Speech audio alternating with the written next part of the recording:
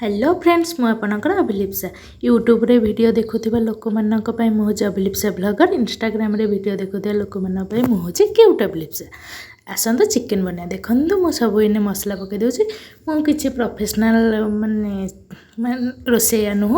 मु खाली इमती गोटे स्टाइल पय पकोची देखंतु हल्दी केते सुंदर सबु जिनस केते सुंदर स्लो मोशन ने मु पकोची आपण मैंने घरे जदि आपण माँ मान को इम्प्रेस करने को चाहती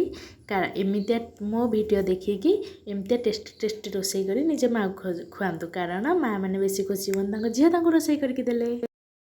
घरे एक्चुअली मैगी मसला सबुथे पड़े मैगी मसला चिकेन हो कि से आलू भजा हो मैगी मसला आपण मैंने भी यदि न पकाते ताहले एबेठु पकईके ट्राए करके देखो मैगी मसला बहुत टेस्टी लगे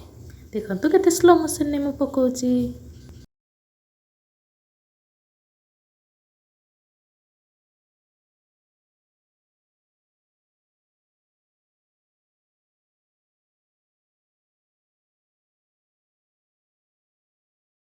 एबे आसीगला आपण समस्त फेवरेट चिकेन